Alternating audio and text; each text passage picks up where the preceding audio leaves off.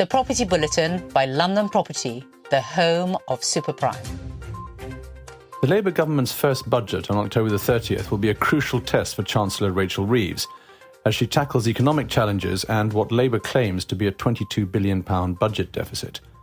Here's what the UK real estate sector might expect. Labour's goal is to build 1.5 million new homes, but developers and investors need clarity on the long-term strategy. While improved planning processes might help, further targeted measures such as tax incentives or smaller-scale enterprise zones will be necessary to boost investment in housing supply and town centre revitalisation. Support for first-time buyers and those moving up the property ladder could also come through schemes like Help to Buy or Stamp Duty Land Tax, SDLT incentives. Retail and hospitality sectors are looking for support, particularly in business rates reform. Measures such as enhanced capital allowances or tax credits to help businesses transition toward a net zero carbon footprint would be welcome, although funding for these initiatives remains unclear. Landlords are concerned about potential tax hikes, especially in capital gains tax, which may increase in the budget. While targeting second homeowners and holiday lets is more likely, raising tax burdens risks reducing rental property supply and increasing tenant costs. Labour might focus on increasing taxes for non-domiciled individuals, introducing inheritance tax changes and taxing carried interest or second homes to raise revenue. However, the Chancellor is expected to be cautious to avoid pushing wealthy individuals or investors to divest from UK real estate. Overall, the budget will be a difficult balancing act for the Chancellor, aiming to stimulate growth while managing fiscal pressures. The Renters' Rights Bill introduces significant changes to the rental market, focusing on strengthening tenants' rights but also increasing risks for landlords.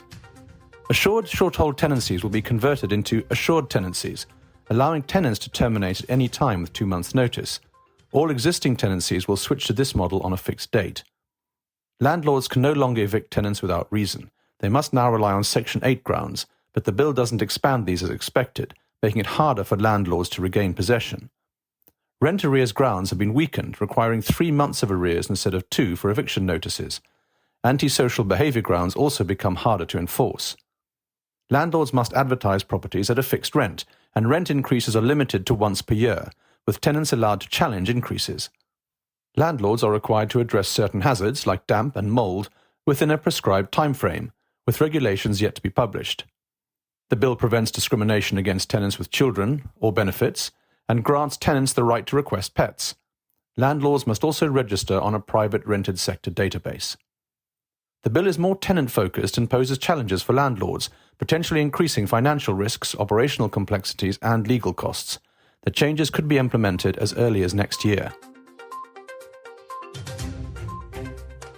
Skipton Building Society has kicked off an energy efficiency project on a 1930s house next to its head office, as a demonstration of how landlords can retrofit their properties to improve their energy performance certificates, EPCs. The Regent Road retrofitting project aims to transform an EPC-rated D property into a more energy-efficient home with a target EPC rating of B. Skipton aims to provide UK homeowners and landlords with practical insights, guidance and education on retrofitting as cost-effectively as possible. The project will share lessons learned and insights gathered during the process. The initiative is designed to uncover the challenges, costs, benefits and realities of retrofitting for private landlords. It seeks to determine if the high upfront costs can reduce running costs and increase property value, while finding the most cost-effective ways to improve EPC ratings. The project comes at a crucial time, as the UK government has recently mandated that rental properties must achieve a minimum EPC rating of C by 2030. Skipton is collaborating with Leeds Beckett and Leeds universities to collect high-quality data on the building's performance. The findings will aim to provide a comprehensive look at energy efficiency measures, costs, and their effectiveness. Skipton hopes to leverage this experience to support its customers with tailored financial solutions.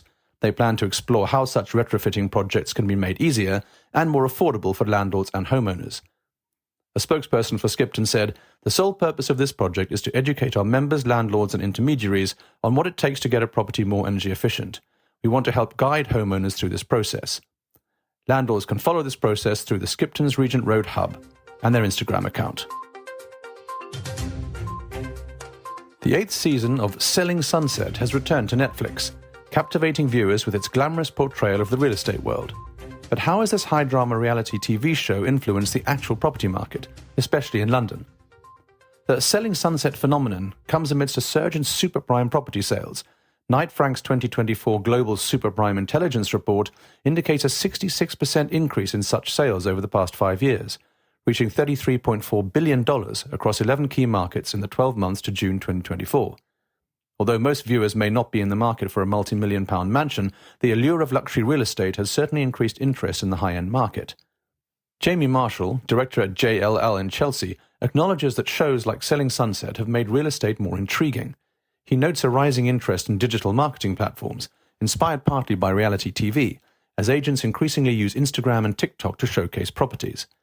Our most successful videos have led to new business being secured, he says, highlighting the importance of digital content. However, not everyone is convinced. Jeremy Carpel, director of TK International in Hampstead, argues that Selling Sunset doesn't accurately reflect the UK superprime market. In the US, buyers and sellers thrive on showing off their wealth, but the UK market is the complete opposite. Here, wealthy buyers value privacy, he explains. Despite the glamour, estate agents agree that the day-to-day reality is much less dramatic. According to Carpel, most of his clients, even those worth millions, lead modest lifestyles.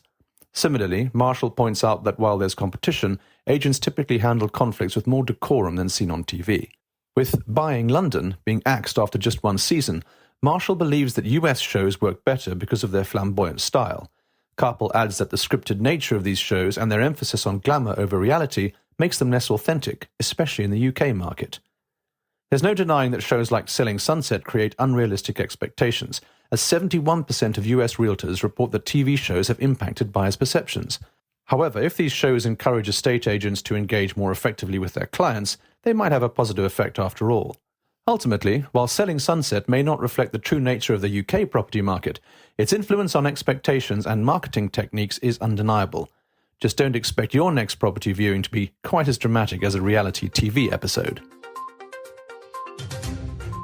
Annington Property, linked to billionaire Guy Hans, has intensified its legal dispute with the UK government by filing a claim with the European Court of Human Rights.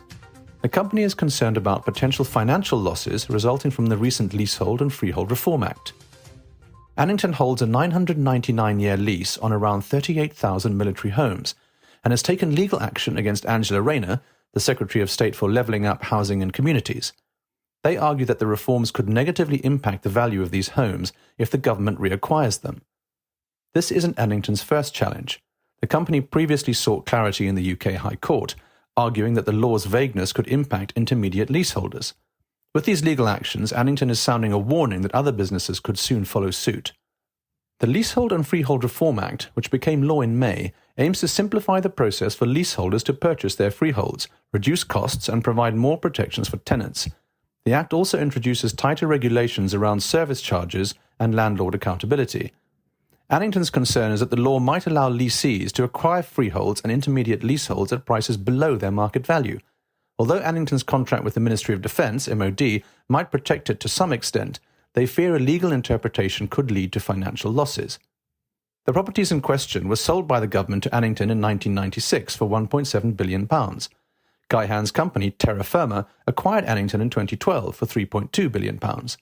The MOD currently pays rent to Annington under a long-term lease, but in 2022 the MOD announced plans to reacquire the homes through enfranchisement laws. A High Court ruling last year upheld the government's right to do so, with the properties now valued at around £8 billion. This legal battle forms part of Annington's broader effort to safeguard its financial interests. Guy Hans, a prominent private equity investor, has led major investments through Terra Firma since 2002.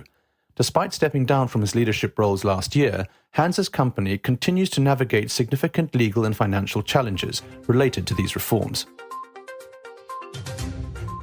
With the 2027 deadline fast approaching for stricter Energy Performance Certificate (EPC) regulations, over 130,000 commercial properties in the UK are at risk of becoming unlettable unless energy efficiency improvements are made. Sustainable building compliance consultancy Essential Green Skills is urging landlords and developers to take immediate action to avoid potential fines and asset devaluation. The new regulations will require all commercial properties to have an EPC rating of C or higher to be legally rented or sold. Given that approximately 28% of commercial properties are currently rated D or below, many owners face the possibility of holding assets that could soon become obsolete. A spokesperson for Essential Green Skills stated, "Many property owners are sitting on assets that could soon become unlettable under the new regulations. It's not just about meeting compliance. properties with higher EPC ratings are becoming more attractive to renters. Upgrading a building's energy efficiency is a smart investment to future-proof your asset and potentially increase its market value. Non-compliance with the 2027 regulations could lead to fines of up to £150,000, depending on the rateable value of the building. More concerning, however, is the long-term impact, with potential operational disruptions as properties require retrofitting or, in the worst case, become impossible to let. The spokesperson added, "Energy efficiency improvements such as better insulation, upgrading HVAC systems, and investing in renewable energy solutions aren't just compliance measures, they are smart investments. They not only reduce a building's carbon footprint, but also attract higher quality tenants who prioritize sustainability."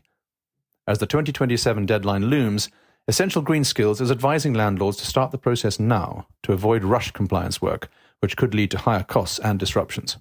Subscribe to our newsletter to receive our weekly bulletins and stay ahead of what's shaping the super prime property market.